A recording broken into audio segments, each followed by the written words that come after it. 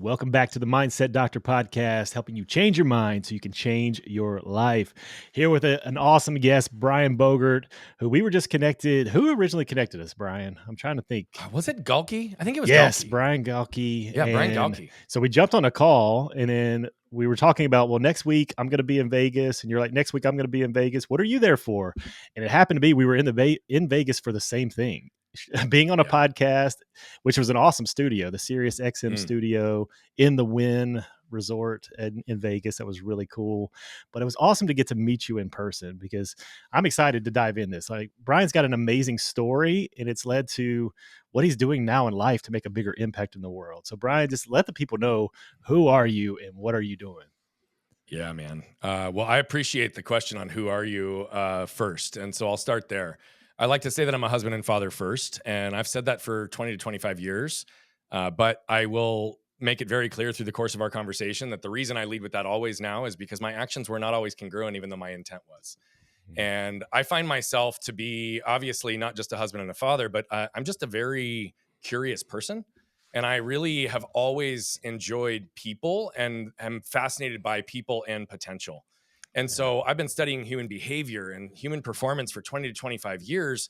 And I love to see people in that area of brilliance, right? Their unique area of brilliance, operating in whatever their craft is, their ability.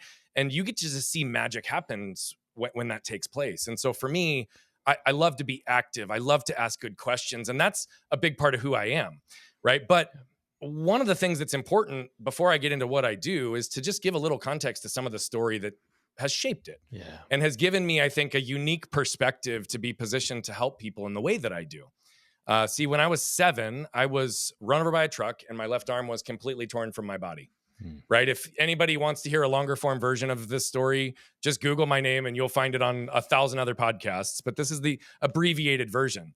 And the reason that I have to call attention to this is a couple core things.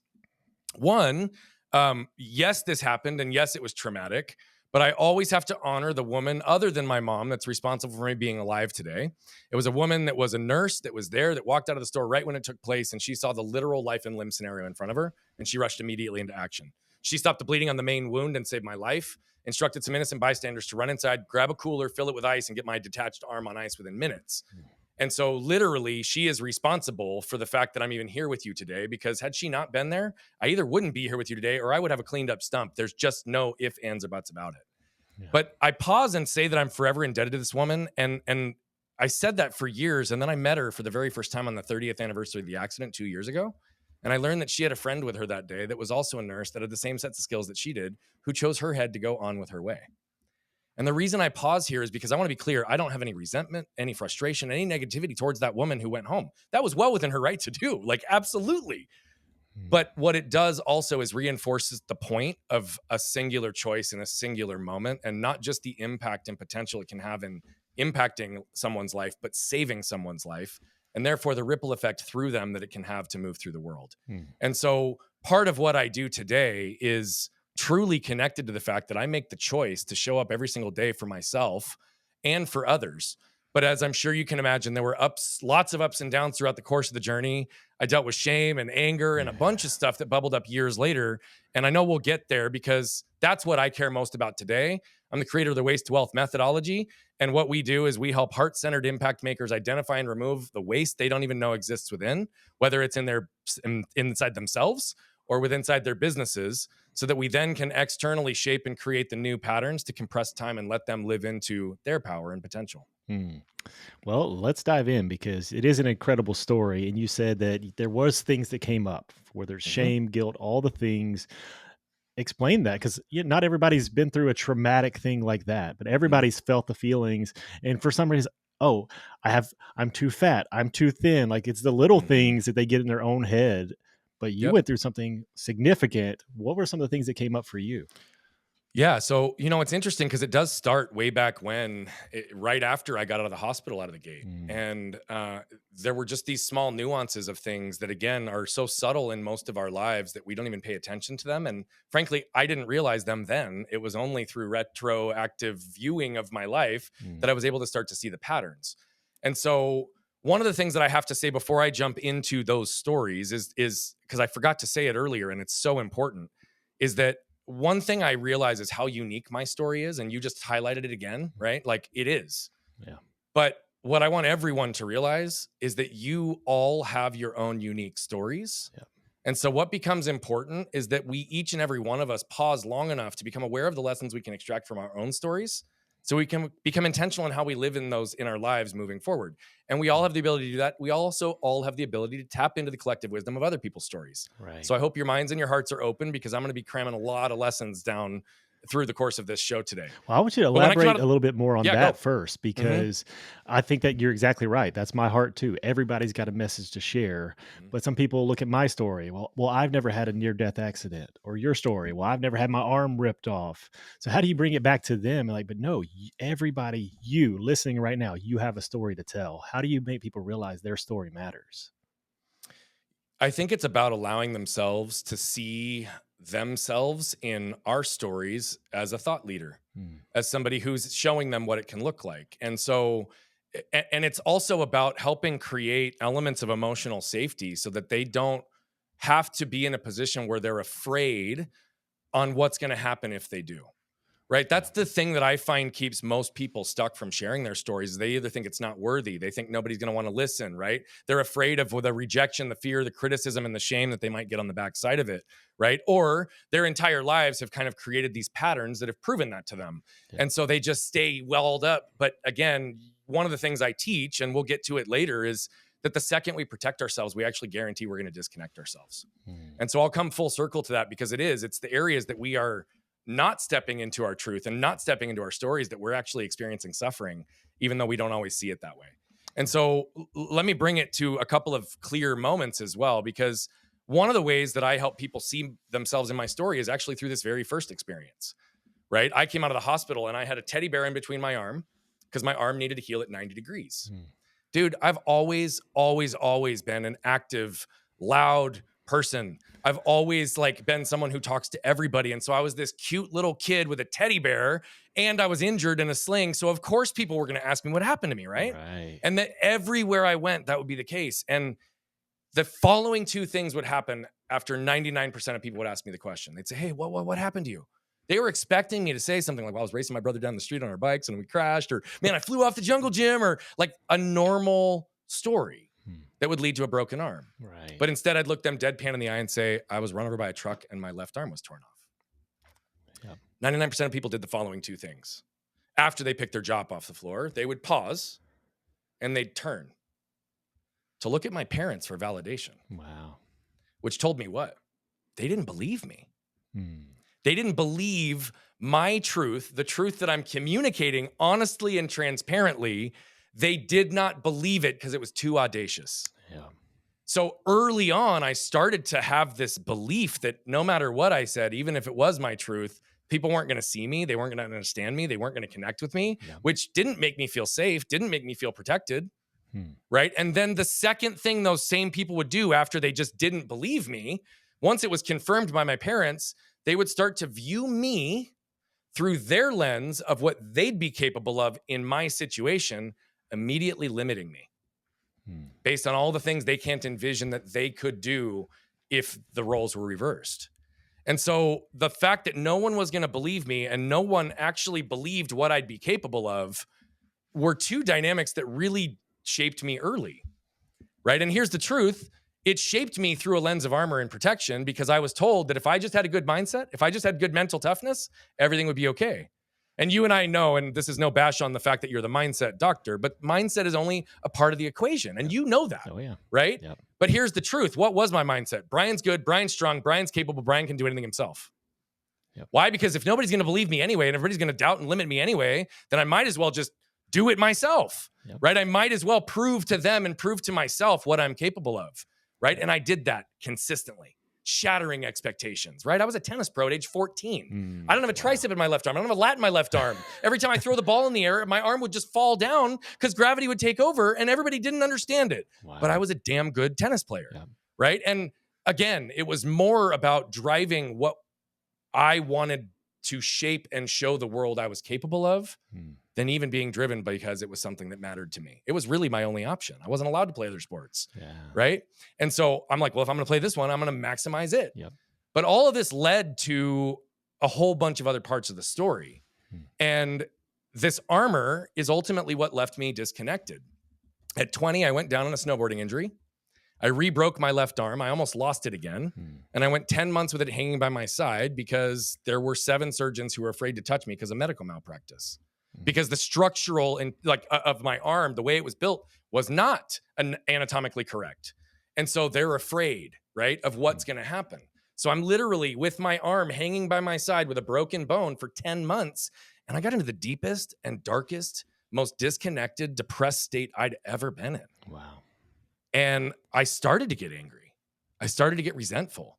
I started to get really frustrated because I was surrounded by people, yet I found myself completely alone. Yeah.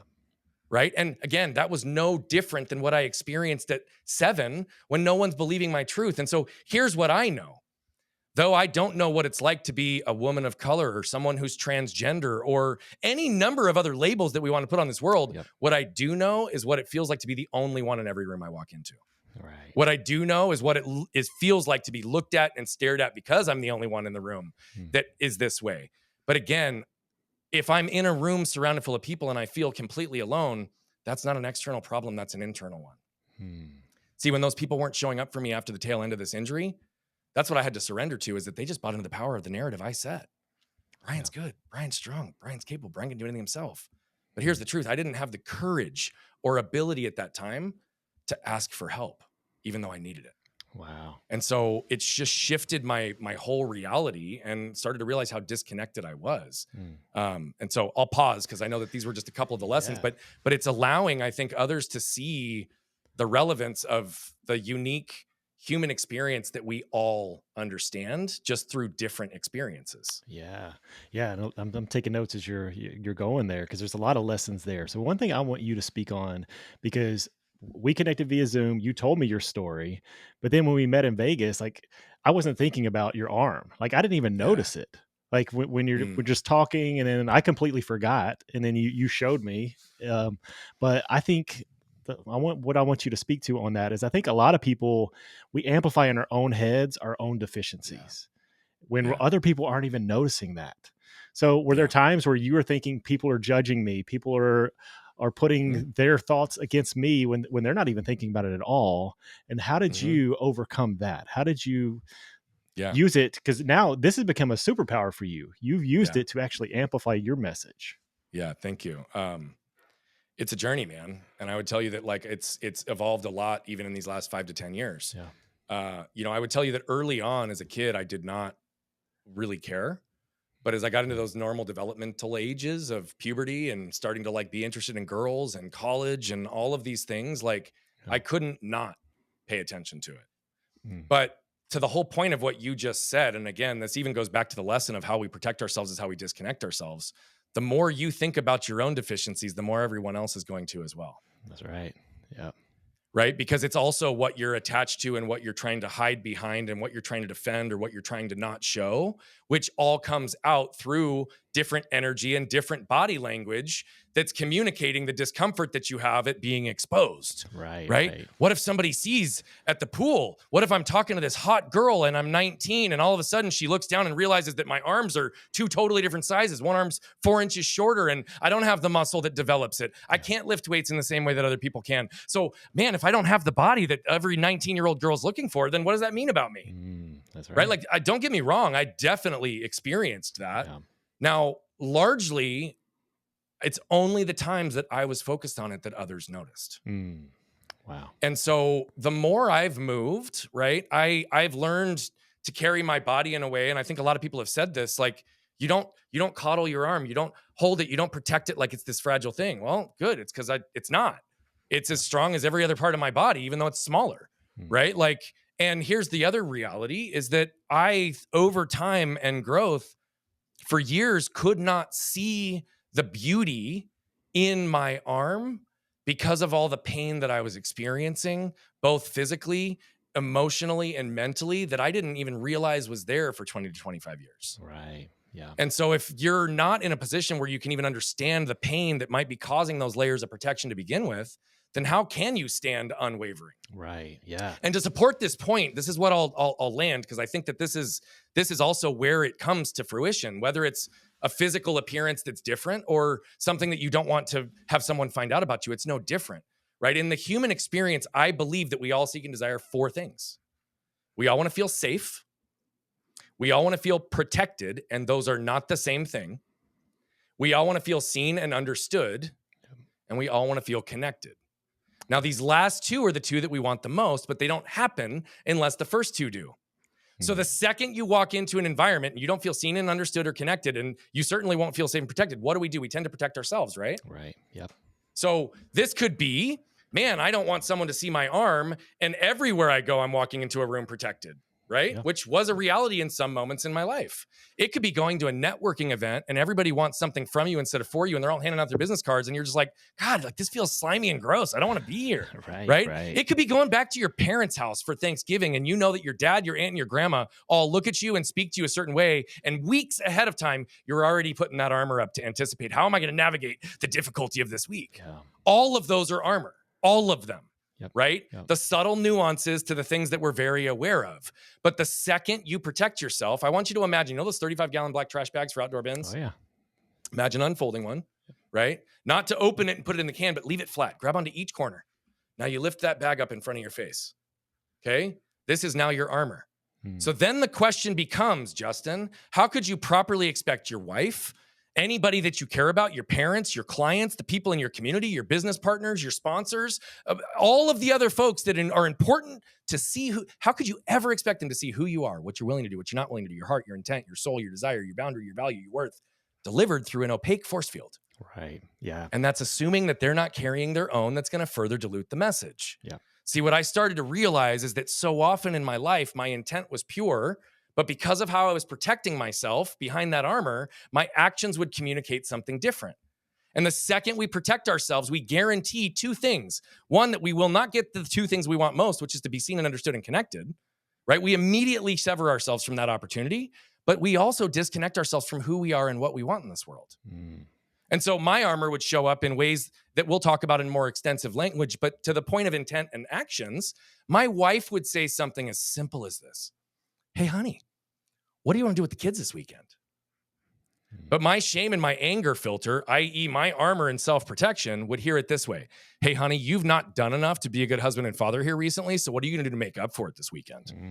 To which point, I'm all of a sudden feeling defensive, right? I feel the rage rise up through my lungs expand, and I rattle off the 10 things I've done in the last few days to show her I'm a good husband and father. That wasn't even what she asked. And so one of the most profound lessons that came through this concept of understanding this protection and therefore disconnection is that the world will never judge you based on your intent. The world will only ever judge you based on your actions. So if you feel like you're being misunderstood, question the way your actions are communicating what you believe you're intending to communicate. And the divide there is often where you're going to find where you're protecting yourself and therefore disconnecting.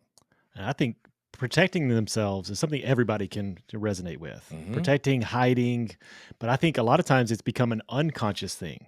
We've done it for so long, we don't even realize we're hiding it anymore. So how can people become aware of what they're hiding and then take the armor off and show their authentic self? That's a great question. I love it. Now, there's a framework that if people really want to learn more, they can go deeper, because I'm not going to go through the full framework, but there's 5 pillars to the waste to wealth philosophy to answer the question that you just did. I'm going to give some of the more relevant components of it because I think it's important. One of the things that we teach is this concept of what's called a protector and connector. Right? It's the ability to go into a room and know that we can be the thermostat, not the thermometer, which means that if we ourselves can determine that we're safe and protected, we can lower our own armor and wrap a layer of protection around the environments that we're in to ensure that everyone experiences it. Right? When I talk about the palpable nature of your energy, that's the energy that you carry and walk in with, is this protector and connector. What is it rooted to? It's what I believe is tied to what I call a strong spine and a soft front. The strong spine is I've done the work to unpack the trash from my past that's continued to show up and keep me buried, stuck, and disconnected, to allow myself to understand exactly who I am, what I'm willing to do, what I'm not willing to do, my heart, my intent, my soul, my desires, my values, because then I can be unwavering in any environment. It's kind of like Eminem at the end of the movie 8 Mile, and he drops the mic after he says, I did grow up across the tracks and I did do this. And all of a sudden his competitor has no ammo on him, right? That's right. Yep. Because here's the thing, when you have nothing to justify, protect, defend, because you're so centered in who you are, you don't need to carry armor. And so then you think about this soft front. The soft front is, and I think of my wife and my kids in this situation, If they want to come to dad for light, love, leadership, they want to be consoled. Do they want to lay their head down on a metal chest piece of armor? No. They want access to me, my heart, my chest, right? And so often it's the armor that's protecting our hearts, and we have to identify that. But what can we do? It's about raising a level of awareness, right? And so why I give the concepts of what these look like is for the contrast to be able to understand. Now, when I ask people, right, when was the last time you were made to feel like garbage? Most people can reactively feel it quickly happening in their body. Right. And so when I ask people, hey, do you know what it feels like to be triggered? Yeah, I totally know what it feels like. How quickly are you aware that you got triggered? Oh man, it's almost instant. Cool. Now here's the big gap. Most people can say that, which means they have awareness to the fact that it's happening, but there's nothing that happens beyond that that breaks the pattern. Right? The example I just gave about my wife communicating something, I was aware sometimes that I was defensive to the words that she was saying. I would even tell her that, but I didn't understand what was actually behind it. And so here's what I will point you towards. The next time you are triggered, I don't give a shit what it is for at all, because there's a really complex nature to this that we'll start to understand over time. But the next time you're triggered, I want you to pause and I want you to ask yourself 3 questions. One is, what I'm reacting to right now due to what's right in front of me or the trash from my past? Here's a little hint. 99% of the time, it's going to be the second. Right. Why? Because we carry cellular memory mentally, physically, emotionally, and spiritually. And that cellular memory is formed in the moments that the beliefs were, and our physical bodies are reacting to a stimulus that makes us feel like we did in those source moments, and it transports us back to that place. But what have they done? They've created a set of beliefs that, again, our lives have only further validated. And guess why? Because we're still carrying that armor and protecting ourselves. No wonder we're getting the same damn results. Right. Yep. Right. And so the first question is what I'm protecting this? What was I protecting when my wife came to me? The fact that being a husband and father is extremely important to me, and I felt it was being challenged. Right. Yep. I'm protecting the fact that I've shown up and I'm doing the things that I can do to be the best husband and father. And my wife's telling me that I haven't done enough this week. Again, that's not what she said. Yep. Right. But that's what I heard. And so that's what I'm reacting to. The second 2 questions are, the second is, what am I protecting right now?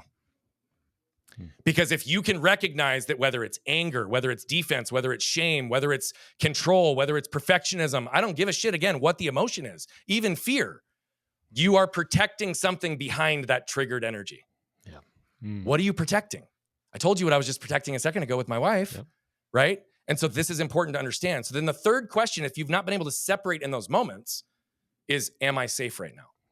Am I mentally, physically, spiritually, and emotionally safe? And in most cases, in most worlds across our globe, unless you're in a war zone or you're actively living in domestic violence, or, again, I want to be really clear, there are situations that you might not be safe. Right. But for most people, in most situations that we react, we are. It's a nervous system engaging to protect us and anticipate against threat. But again, 100 years ago, if you cut your leg, you could die. That's not our reality. So it's time to update our operating systems. And so these 3 questions are designed to create awareness in the moment that the patterns are creating damage, right? And from there, if you want to learn more, again, we'll talk more on this show, but if you want more resources or understand the pillars or the specific prompts, reach out to our world. We have challenges. We have different ways that you guys can learn these tools. But at the end of the day, to break free from these things, it's about understanding what I call trigger mapping. See, shame shows up in my body 5 different ways. Anger shows up in my body 6 different ways. Wow. If I'm not aware of how it's starting to show up in my body, right, which is the second question after when was the last time you felt like garbage, it's, how does it show up in your body?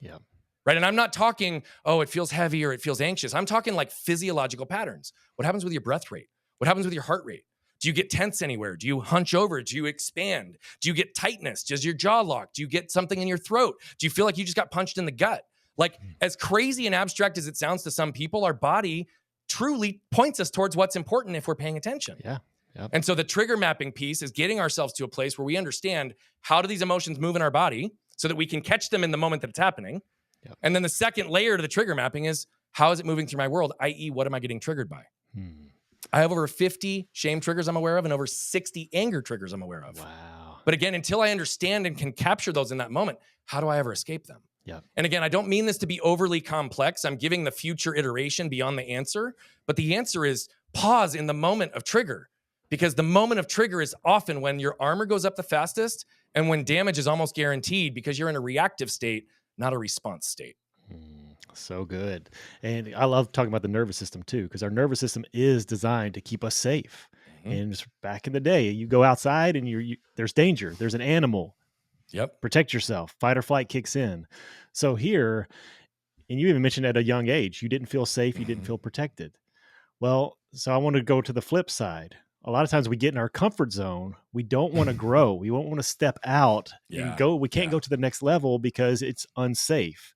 So how Yep. do you balance that to, hey, I want to step out and Yeah. take the risk and make the things happen, but I've got to go through that where it feels unsafe, but we Yep. really are safe. But in our minds, it's like, no, there's danger. So a lot of people just shrink back in those moments. So what should they do Yeah. instead? So I'm going to give a really, really pragmatic, tactical answer that's brief, and then I'm going to expand on it. Okay. The brief one is that I genuinely believe that all entrepreneurs, all high performers, I'm going to say, frankly, all human beings, the greatest investment you can make is in learning how to do nervous system regulation. Yeah, absolutely. Why? Because our nervous system, our autonomic nervous system, our parasympathetic and sympathetic nervous system are the foundation for functional movement, for executive functioning, for connection, for relationship. It's everything. And so if our system is not stabilized, we don't have the capacity to actually start to slow ourselves down enough to do the work that's necessary. That's right. And so the choice doesn't feel like we have it because we're in such a reactive state. And I lived there, by the way, for years. My HRV tracked over the course of about a decade was averaging between 8 and 12. Wow. Okay, for those that understand what that means, someone that's my age, that's healthy, that's fit, a stabilized lower barrier for a healthy nervous system starts in the 40s, Yep. right? 40 to 45, all the way up to 90 to 100, depending on a whole bunch of factors. I'm operating at 8. I'm not even at the bottom of my tank. I'm beyond fumes. Yeah. Okay. And so that piece, I will tell you, will make all of this work easier. But to specifically answer the question, how? Because if I'm not in a state where I can be stable, I still need to learn how to do these things, right? Yeah. And so all I'm saying is nervous system regulation will make this next step even easier. Okay. We have to understand the core element of the nervous system, which is what we just discussed, right? Yep. And so if we know what it's designed to do, it's designed to anticipate threat, protection, risk, right? Then that's what we're reacting to. The next thing we have to do, and I'll explain the philosophy, it's one of the original concepts I taught. It's this idea of embracing pain to avoid suffering. Okay, but what does that mean? In these moments of comfort versus discomfort, we have to open our eyes to really understand the definitions. Pain is defined as short-term, intermittent, a direct cause from something, and alleviated once that direct cause is removed. But then we as humans put adjectives in front of it and fuck up the meaning, like acute and chronic. Now, acute is kind of like redundant because it already implies what pain is, right? Short-term and intermittent. But chronic implies that it's no longer pain. Why? Because it is not short-term and it persists often after the direct cause is removed.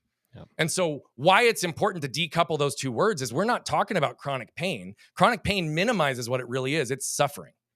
And we don't want to admit that suffering exists, particularly when it's a direct result to our choices. Yeah. Right? But here's the other truth. The unavoidable precursor to change is acceptance. So until you accept the current state of things, you cannot begin to alter them. And so there's a 3-step process, which we're not going to go all the way through, but to understand, embrace pain, avoid suffering. What I'll tell you in terms of the concept is it looks like this. We can embrace the pain of hitting the gym for 30 minutes a day to avoid the suffering of aches and pains from a sedentary lifestyle. We can embrace the pain of a difficult conversation with a loved one or spouse to avoid the suffering of being locked or stuck in a loveless marriage or actually wanting a path out and not knowing how to get there. Right? We can embrace the pain as parents of the fit our kids are sure to throw by having them put down their mobile device at the dinner table. Right? That's not the easy path. Anybody who's got kids in today's world knows that. Right? But then what are we doing? We're avoiding the suffering of years of lost meaningful connection and conversation that we'll never get back. As business owners, we can embrace the pain of firing our top salesperson who's contributing the most to top line growth to avoid the suffering of losing all of our other top talent and stagnation because they were the greatest cancer in our culture. Wow. Right? We can embrace the pain of actually looking inward and finding and unpacking the sources of our pain that's causing our protection to begin with to avoid the suffering of never feeling worthy and never feeling connected in this world. Wow. Right? And so if we can understand that all of these are a choice, I believe that we can all choose our pain or our suffering will choose us. Right? And here's the thing. Discomfort is kind of like the 5K to pain's marathon. So it's the same concept. It's just the scale of how much it's going to impact us. And so the 3 steps, I won't go through them in detail, to do this effectively are to acknowledge the suffering that you wish to avoid. See, most people only look at goals, aspirations, and dreams, yet we know that more people are motivated by pain than they are by pleasure. And so why are we not understanding the other bookend, right? The other bookend between our hopes, dreams, and desires is also, what am I going to fucking avoid in my life? Right. Because I don't want that, right? For me, it's a life without my wife and my kids, which is why when anger was presented, this was a no-brainer. I'm going to embrace any pains I need to avoid the suffering of solitude, right? The next step is to identify the pains we tend to avoid and learn to embrace them, right? In most cases, and here's a little hint, it's not going to be connected to the strategy and tactics. That's why most people believe that they're stuck. Well, if I go to this gym and it doesn't work, then I'm going to try 14 other gyms or cycle bar, or I'm going to hire a physical trainer. But what they're not paying attention to is that the only reasons we're ever stuck is because of the trash from our past that's connected to our emotional triggers, behavioral patterns, and environmental conditioning. So we have to do the work to identify the pain we're really avoiding, right? Because it's typically not what we think it is. And then lastly, we have to establish this as a habit in all areas of our life, right? And not from the lens of habits being an upfront cost, but rather flipping it on its head and realizing it's the greatest investment that will pay the greatest dividends in return that we can ever make. Wow. And so how do we get through those moments of discomfort? We recognize when we're comfortable, right? And does that align with where we want to head or not? Right. And I love the nervous system regulation conversation, because a lot of people think of it like when being triggered and they get in the fight or flight, but they don't realize the impact it has on their own health. Because even in our clinic, we've got a machine that measures, it takes them through stress tests, mental stress, emotional stress, and it has an EEG. It's detecting the brain waves, it's taking heart rate variability, muscle tension. It's showing all of it and how their nervous system adapts and responds to stress. That's right. And chiropractic is a powerful way to help regulate the nervous system. And we've even got a machine that vibrates at the level of the vagus nerve. So the same frequency of the vagus nerve to help calm the nervous system. But there's a lot of other things that go as well. It's like breath work, meditation. There's other things that you can do. But if you don't address the root cause, like you were saying, you've got to go back to that. But other than those things, what are some of your favorite ways to regulate the nervous system? I love contrast therapy. So I love infrared sauna and cold plunge, the dynamic between the two. There's a whole lot that I can go deep on in terms of science behind it that has been supported. But it was cold plunging consistently for 18 months that allowed me to reverse the effects of 30 years of pain in my body. It truly changed the trajectory. It moved from my HRV being, like I said, between 8 and 12 to within 12 to 18 months, it was averaging mid 40s, which I'm going to take as a giant win given the trauma that my body has gone through and the years that it was at that level. But even things as simple as on my morning walks, two blocks at least on every morning walk, I will walk backwards. Right? Walking backwards has a different way of stabilizing and activating the nervous system that actually brings calmness to it. Sometimes something as simple as jumping on a trampoline can do it, right? Breath work is definitely something that I integrate. In fact, I teach conscious breathing in all respects through all days, because the first thing that gets triggered typically when people get into a triggered state is their breath gets shallow, or if they're angry or something. Look at a toddler, right? When they're throwing a fit. When they finally surrender and give up all that rage that's going through them, what's the first thing they do? Take a deep breath, right? And so understanding that our breath is the one thing that will keep us alive by operating without our intent, or that we can also influence, there starts to become a lot of reality to even real time in conversation, using our breath intentionally. I'm a big fan of sensory deprivation tanks. And what that actually can do, again, for nervous system regulation, but there's many other body benefits. Red light therapy has impacts as well. I love that. So, I mean, if you name it, I've probably done it or do it consistently. But what I will also say, and this is something that a lot of people don't believe, like the investment in my nervous system to open up my capacity to do the work that was needed was also one of the greatest things that could ever happen to me, not just because of my relationship and the way that I get to live today, but I lived in daily physical pain that was near debilitating and certainly quality of life impacting for nearly 31 years. And I'm going on 18 months now with zero physical pain. Right? Zero. My body is still very broken, but I don't experience pain. And that's not that I'm numb, because if I work out, I still get sore. If I tweak something, it's not like I don't feel pain. It's that I don't have pain on a regular, consistent basis unless there's a stimulus that caused it.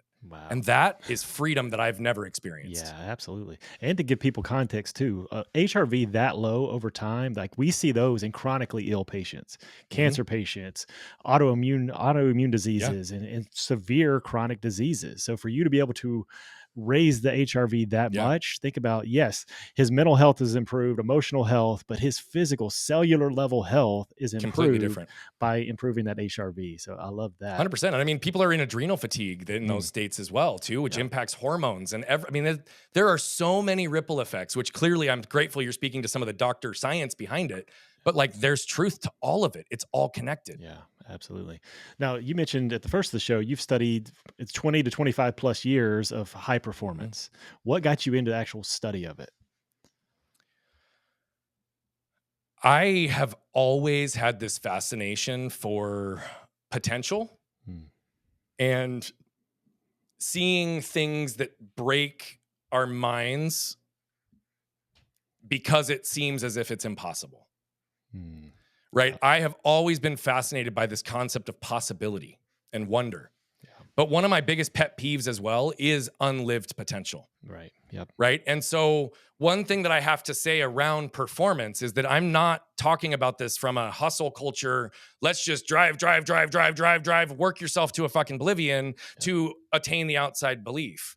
See, I learned to receive love, validation, and connection through performance, which meant it was always contingent upon what I did, not Wow. who I was. Yep. And so part of it was self-serving for me to be able to break the the belief systems of what I believed at the time were for other people, but really it was for myself Mm, to show myself what I could push myself towards and reach the limits of what performance could be.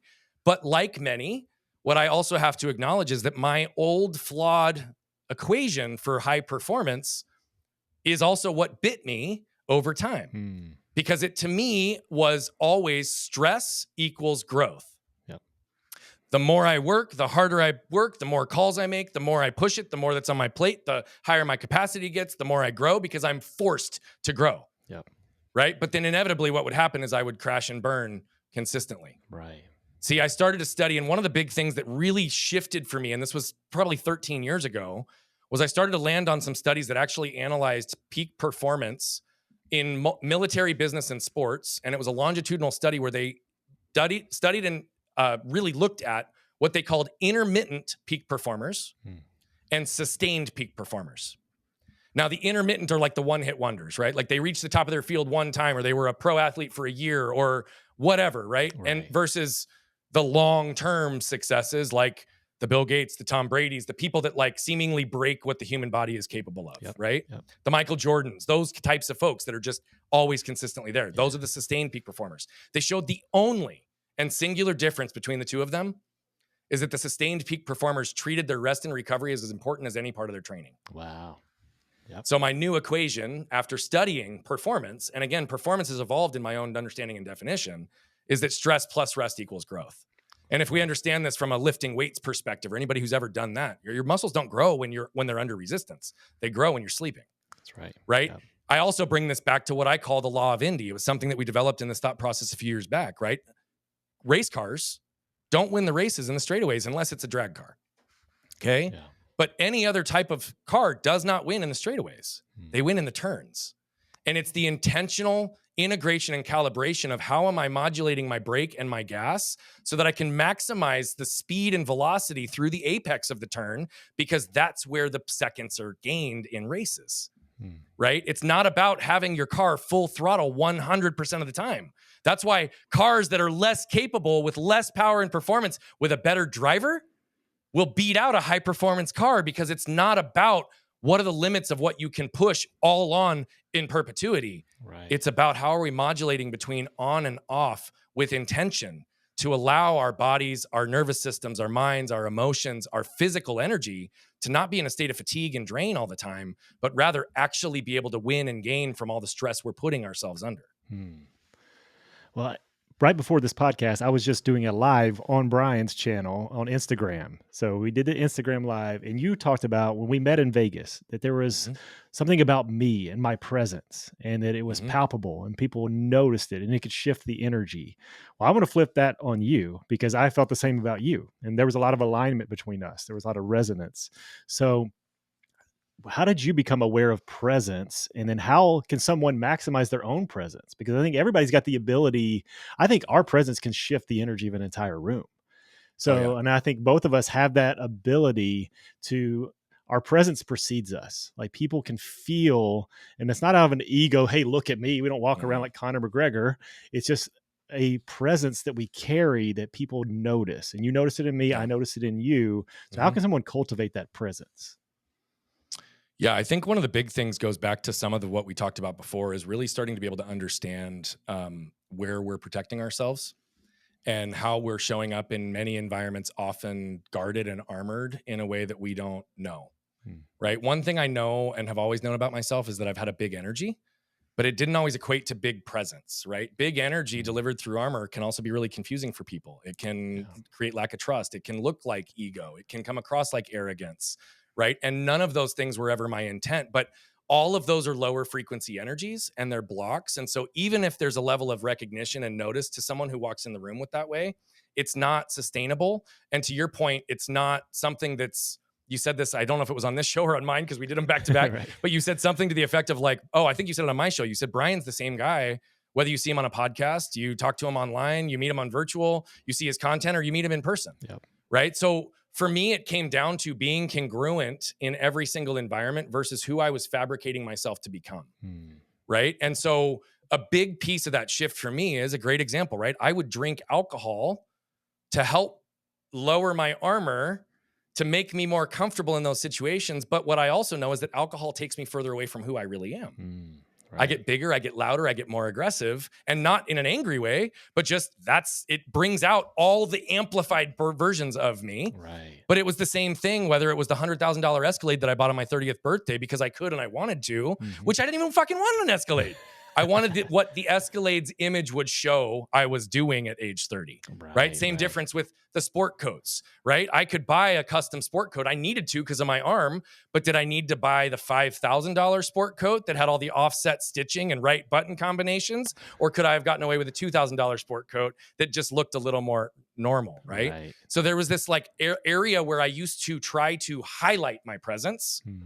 And every time I did that, it would sometimes draw attention, but it would take it further away. Yeah. And so here's the thing that I have to say.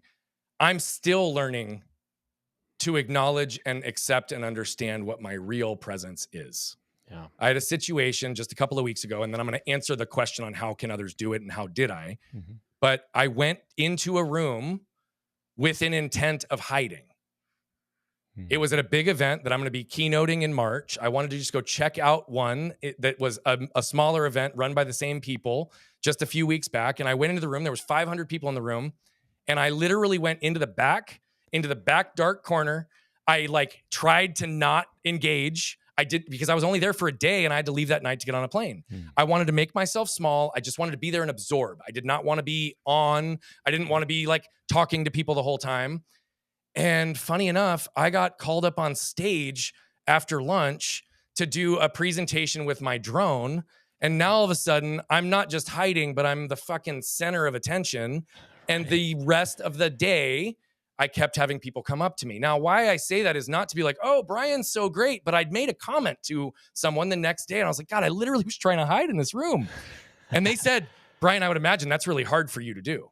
Hmm. Now, here's what's funny. Again, speaking about the areas we defend ourselves, my cellular reaction in that moment was like, what are you meaning? You think I'm so ego and arrogant that I have to be the center of attention? I can't go in a room and not have the attention on me. Like literally, like it was a defense. And again, I've learned to calm that in the moment. And I paused and I said, well, that's a really interesting statement. Can you explain what you mean? Hmm. And she went on to tell me kind of what you said, but she said, Brian, I don't care what room you're in. You can't hide. Yeah. Your presence is felt and it's apparent, and you have this gravity about you that is starting to be so palpable. And again, I'm still trying to convince myself that I can hide, right? I Right. can't. Yep. But here's the truth. How did I learn to start to be more present? It started with myself and started to realize how unaware I was, because when I realized at 32 that when I shut off physical pain, because it exceeded my ability to cope, I shut off mental pain, emotional pain, and spiritual pain for 20 to 25 years. Hmm. When I realized that and I started to actually step into it, I realized how much I was unconsciously, actively suppressing everything I was feeling. Wow. So if I couldn't even be present with myself long enough to allow what was actually coming up to even understand it was there, so quickly it would be shut off. And I'm immediately into my head having that intellectual armor and layer of protection. Well, then what's happening? I'm perseverating and I'm spinning and I've got all these other things that are happening and I'm constantly on. And again, it was always contingent on doing, not being. One of the big things in this shift for performance is my ability to be, not my ability to do, which is also part of presence, right? And so here's where I'm going with this whole piece. The more I have learned to be, the more I am. Yep. And that's something that I'm starting to recognize. So it started with myself to just pause long enough to pay attention and honor what was actually happening.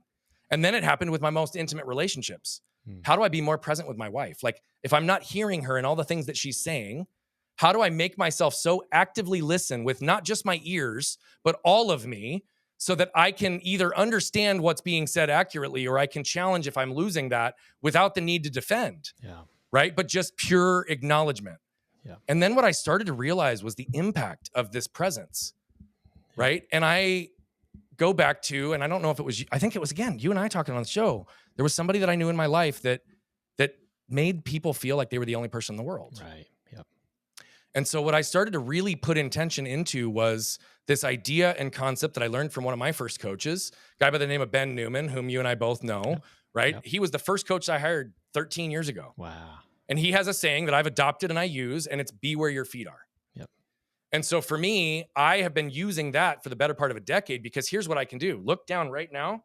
Yep, I'm in my home office. I'm in my virtual studio right now. I'm here with Justin for the sole purpose of communicating, which means my phone is face down. My computer doesn't have notifications coming up. I'm not paying attention to any. I'm here with you. Yeah. If I can be where my feet are and not be in a room, but have my mind be somewhere else, then I can have more impact. I get to absorb more. I get to experience more abundance, more connection. So that's the other flip side, is it's really self-serving. Yeah. The more present I am, the more I get to experience all elements of life, and the less I'm living in the future or the past, I'm living in the now. Yeah. And so I then started to just apply this more broadly in every area of my life, but it does go back to the strong spine and soft front, because I cannot be fully present if there's anything about me that I'm still guarding, protecting, justifying, or defending.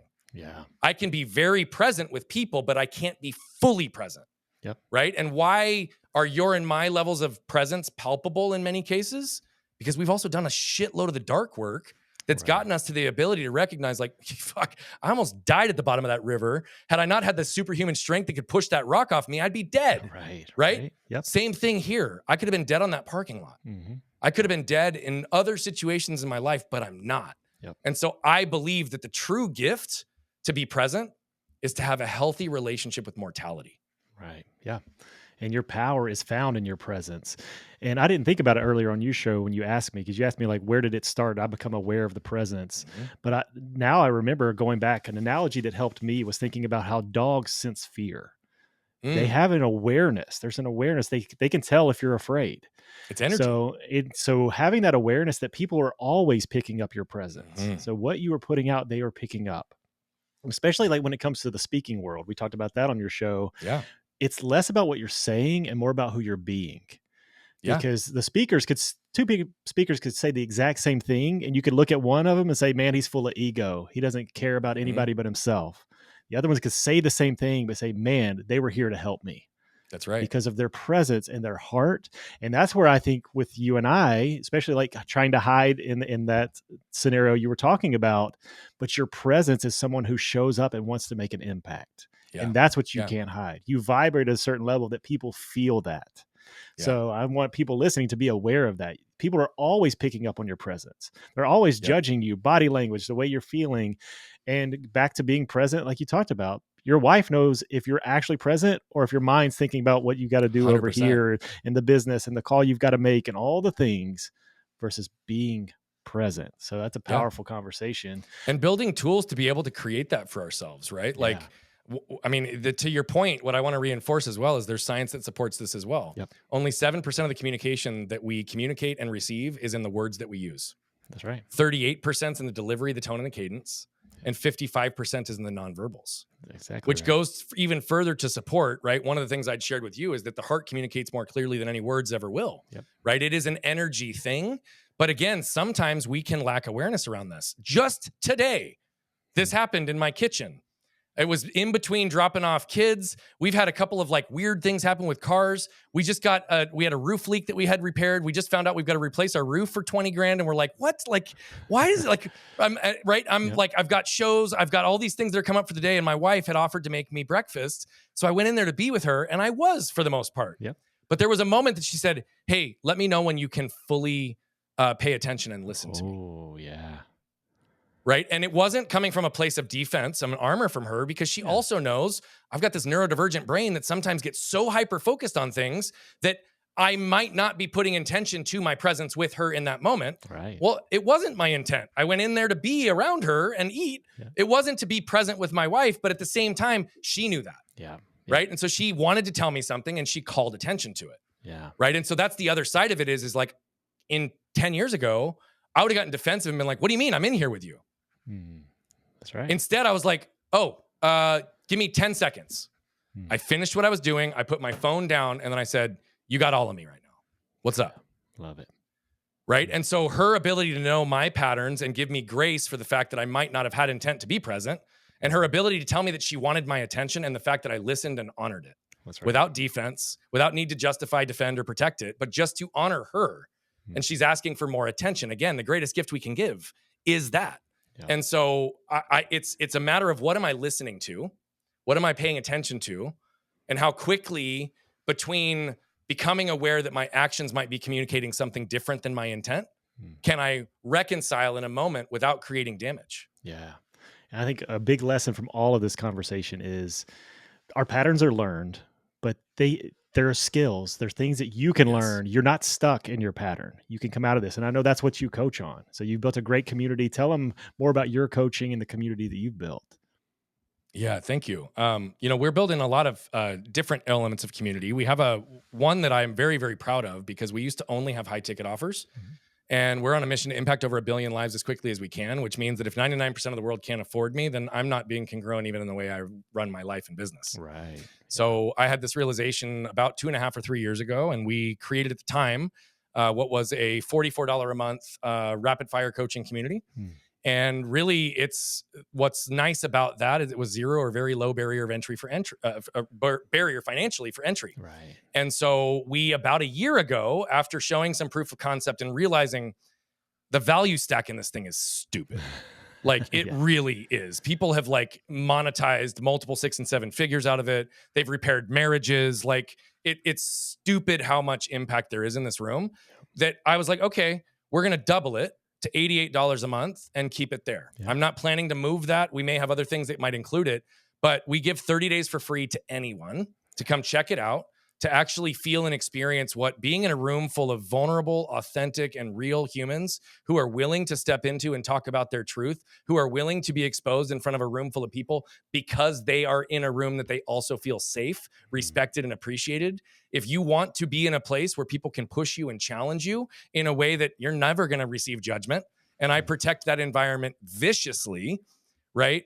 At the end of the day, that is one of the things we created. And so what's beautiful about it is we do hot seat coaching in that room. I can get through typically between 6 to 12 people in an hour, depending on the topics and what's coming up. But that gives people 3 times a month to come jump in and get what I would charge 6, 7 figures for some of my higher end clients. Right. Yeah. Right. In terms of the time and the presence that I give them. So there's that. We've got a mastermind that we've been building. It's really targeted towards service-based entrepreneurs who really don't, have the level of impact and reach that they want, but oftentimes it has nothing to do with the marketing strategy and tactics. It's often in their inability to understand, communicate, and stand in their value and their worth in a way that they can monetize or create multiple monetization strings. What I love about that room is that every single person who's invested in our mastermind has at a minimum 3x their investment in our group in revenue that they've produced that didn't exist otherwise in their world. Yeah. And we've had many people 6, 7, 8, 10x their income in their business and revenue in the course of 12 months. Again, because of the power of connection and community. And so those are some of the things we're doing. I mean, I coach, I speak, I do one-to-one work, I do a lot of workshops, but I'm very invested in the build out of community. Not just the ones I'm building, but the ones that I can choose to participate in, whether it's as a thought leader and contributor or even as an active participant. Look, at the end of the day, our 1 billion lives is not going to happen because of Brian Bogert. It's not going to be Brian Bogert's name behind it. It's what I call collective impact. And it goes and taps into one of my core philosophies, which is that I believe that moved people move people. I'm Yeah. just trying to move as many as I can, and I need all the help I can get to get there. Yeah. And something that's coming up for me right now. So men, listen up, or women, listen up and let your men know this, because yesterday I lead a men in business group once a month here locally. And I was leading it yesterday. And one of the guys said, as a man, we can't talk about things. We have to, we've been trained to suppress our feelings, Yeah. and our wife is our stronghold. So a lot of times we need to open up to her, but there's nobody else to talk to.